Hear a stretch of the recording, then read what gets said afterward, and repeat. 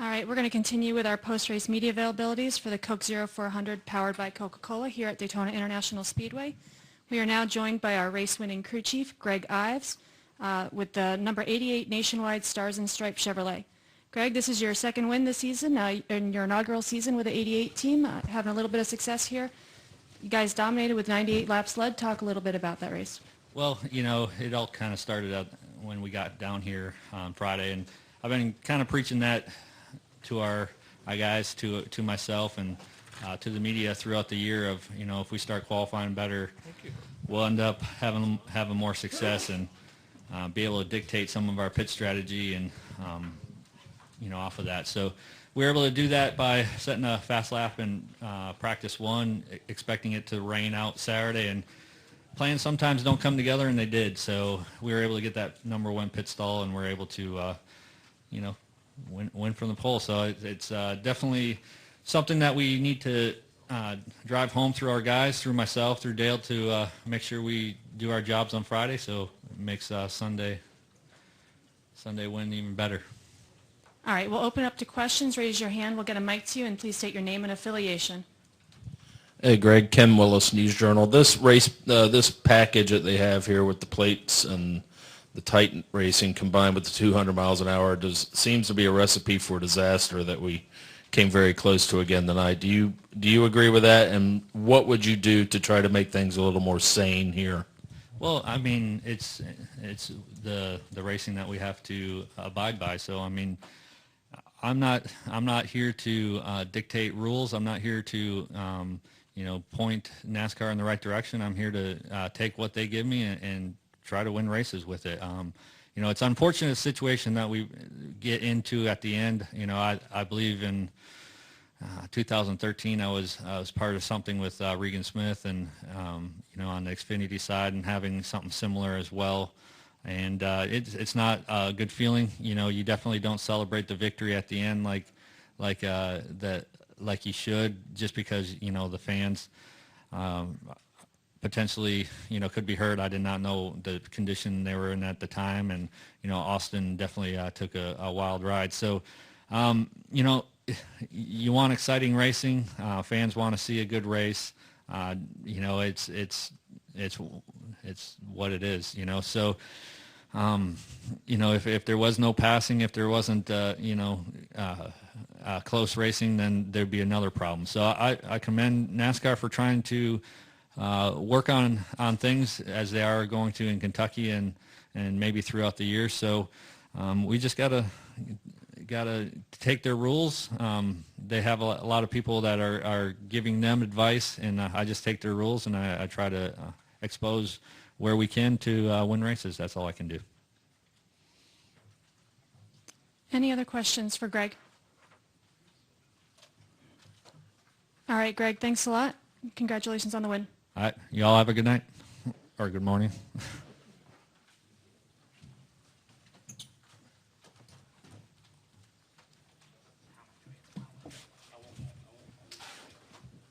All right, we'll continue with our post-race media availabilities for the Coke 0400 powered by Coca-Cola. We are now joined by our race winner, Dale Earnhardt Jr., driver of the number 88 Nationwide Stars and Stripes Chevrolet.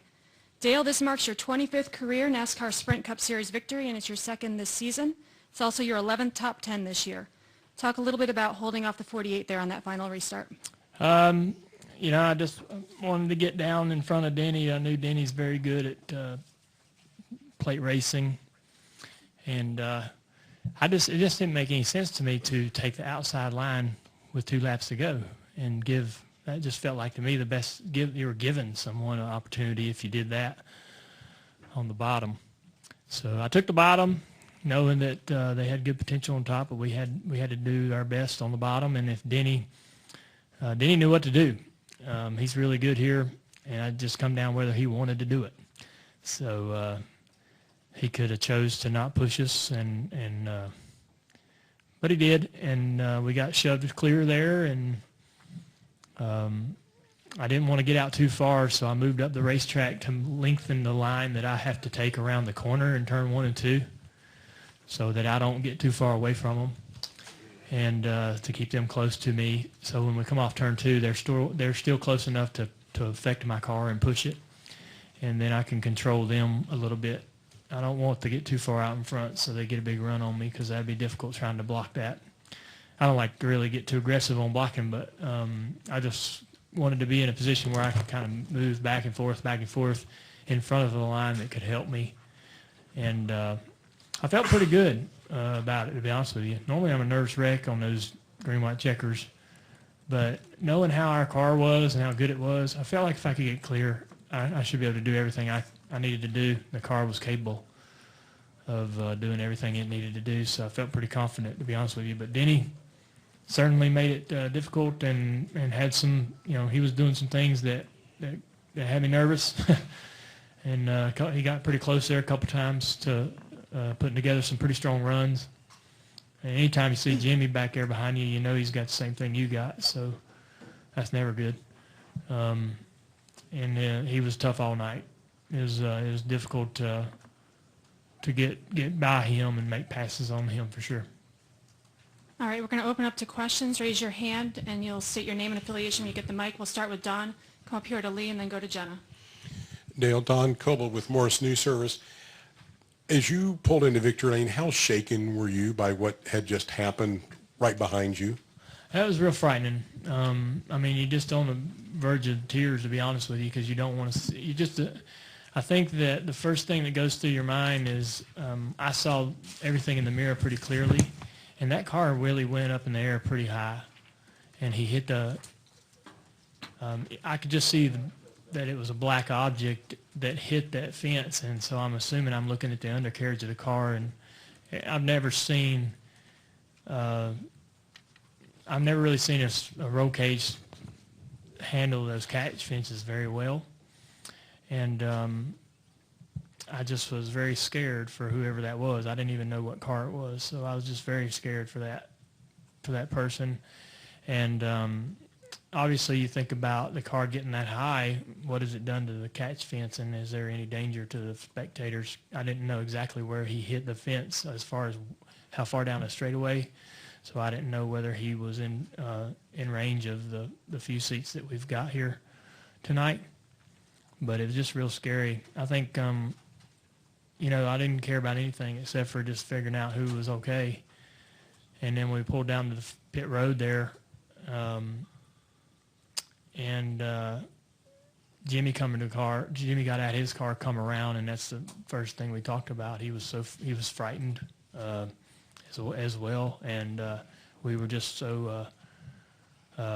really wanting some information about everybody. My crew, apparently, I saw them on the Jumbotron on the back straightaway. They were down there at the car helping Dylan, and they said that Dylan was good. And then you imagine the news from the grandstands is going to come in a little slower, so you start thinking about that, waiting on that, and seeing if everybody's okay there.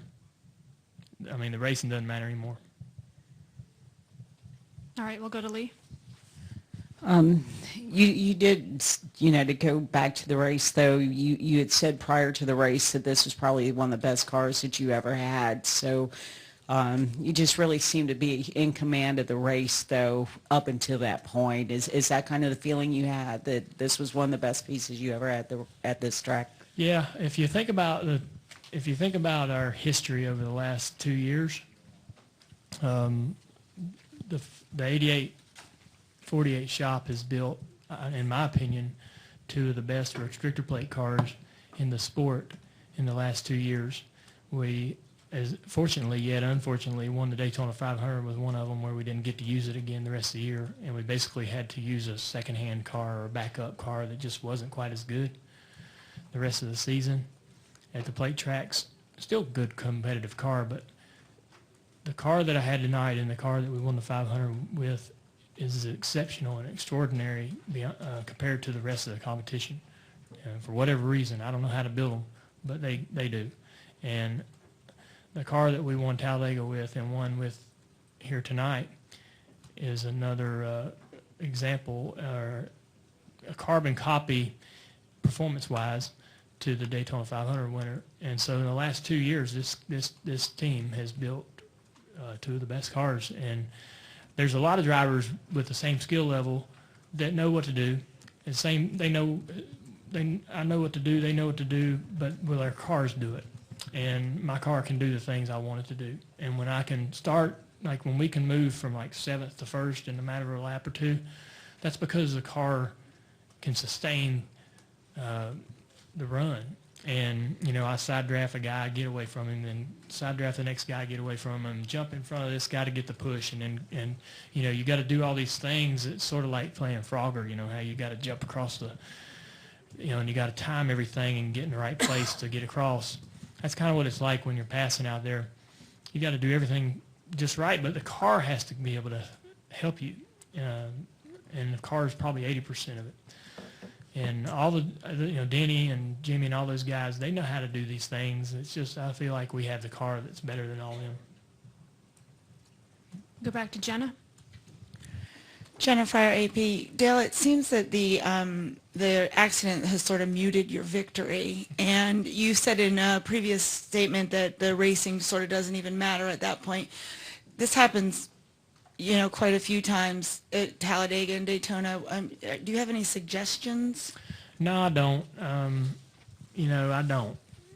I wish if I had an opinion about it, I certainly would view my opinion, but it's just a product of going 200 miles an hour, and these cars are going fast, and when you put them in an odd, rare circumstance like that, they're going to go up in the air. We do everything we can and have made a lot of changes and incorporated a lot of things into these cars to try to keep them on the ground, but you never can. In those imperfect situations, there's not much you can do about it. It looked like that car just caught someone in the right position to get air under it, and it just lifted it right up in the air. I haven't even seen the wreck, and I don't even know if I want to see it. But I'm just glad that, you know, it's very dangerous. Racing's always been very dangerous. Fortunately for us, we've gotten better and safer in the last, you know, 100 years. It's changed tremendously. And so hopefully we can continue to learn, continue to get better, get safer, but there's always going to be that danger. And they did a good job putting that catch fence up, because that catch fence took a hell of a shot. You know, I mean, if I don't know what else you could throw at it besides what it saw tonight. So I'm just we're getting better at not only keeping the drivers safe, but keeping the fans safe to where they can come and trust they're going to be able to enjoy an event and not be in danger. I don't know. You know, I just think it's always been dangerous, and I think that's part of the appeal in a way that makes it exciting. But you hate to see it get to that extreme. But that's just, the potential is always there when we're going to go. You know, when they have a lift off speed. These cars have you know, NASCAR knows a lot about this information. I myself don't know exactly all I would like to know about it, but you know, there's a speed that NASCAR would kind of like to stay under, and that's why they incorporate all this safety into these cars, like the roof flaps and everything, so that when a car does get turned around, it can get under that speed and not become a flying object. But in rare occurrences where, you know, it's an oddity how those cars collided tonight, that Dylan didn't get that chance for his car to slow down. So it you know, gets air under it, and it's just going to go up in the air. Do we have any final questions for our race winner? One more from Lee. Y'all ain't got many questions tonight. We're working. What damn difference does it make? It's 5 o'clock somewhere. To hear your voice, I mean, it almost sounded chilling over the It scared the radio. shit out of me. I mean, That was clear. I was near tears. I mean, I don't even know who it is, but you just don't want to see nobody get hurt. I mean, you know, it's awful. It's an awful feeling. I mean, we sit in those bus lots together. It's, you know, we all have become closer friends, I think, because of the environment. We're all in that bus lot together. It ain't like the old days when everybody's at different hotels and you never saw each other, and you come to the track and, and run over each other and fight, and not like each other. We all sort of live in this community, and you may not like everybody, but you damn sure grow to respect them, and don't want to see anybody get hurt. But I mean, Jimmy came in here and said he was kind of shocked that Austin got out and walked away. I mean, know. you ever question your mortality doing this kind of stuff? I questioned it when I got my concussions, and also I'm sure I went through something when Daddy died, but I think when I got injured a couple years ago, I realized how fragile, and how close I came to not racing anymore, and how quickly this can be taken away from you. And I think turning 40 also helped me learn to appreciate this a lot more, and try to really enjoy the opportunity I have, because I've got such an amazing opportunity. I hate to go on about it, but to be in these cars that I've got, to be with the team I've got, I feel so lucky and so blessed. But yeah, when you get older, you definitely start to realize how fragile things are and how lucky you are to be able to be a part of it. Nate? Nate Ryan, NBC Sports. Dale, I understand what you're saying, that the catch fence did its job, but this is the second time here in 2.5 years that during a NASCAR race that it's gotten torn apart with an airborne car. Do you just keep trusting that it will keep doing its job, or is there anything that you can do to address? I know cars getting airborne in this type of racing is somewhat inevitable, but do you think maybe the sport needs to focus on something different with the catch fencing that would allow a new technology or something to protect them better? Yeah, I think that's good. That's probably somewhere that they should and will focus. I'm sure that they learn from the past experience with a catch fence on the front of straightaway here with Larson, and they'll learn from this. And from what I've seen, especially Daytona, if they can make it better, no matter what it costs, and if they can make it safer, they'll do it. And they've went the extra mile to try to improve the catch fence, to try to improve the walls after Kyle Busch's accident. So I mean, they've definitely went the extra mile and did what they needed to do to try to improve. And so they'll certainly look at this, and I never really got a good view of what the damage was, but they'll look at it and they'll say, man, this didn't work the way we thought it would, or this definitely didn't hold up like we thought it would. And they'll understand that maybe this needs to be tougher or built differently. But, I just, it did tonight. There's a lot of luck involved, but also there's you got to give the catch fence and NASCAR's innovation some of the credit for the fact that we don't have any real serious injuries. All right, we'll go to Godwin for our final question. Godwin Kelly, News Journal. Dale, considering how everything transpired tonight, were you happy that your car was able to stay out front rather than getting shoved back in the pack where it got kind of squirrely back there? Yeah. If I got shoved in out of the lead, I knew my car was capable of getting back there, but you had to sort of be patient and wait on that opportunity. The car didn't have the car wouldn't create a run every other lap or every lap that could get back to the lead and just overtake the lead pretty easily. It was pretty easy to get to second, but trying to pass that leader was real hard, which is why I wanted to be first coming down to the end there on them restarts. But we got shuffled back a couple times when we sit there and just ran hard and didn't give anybody any opportunity to shuffle us back further until something presented itself, until somebody didn't guard the center or left a hole open or made a mistake that give us an opportunity to get a run and make something happen.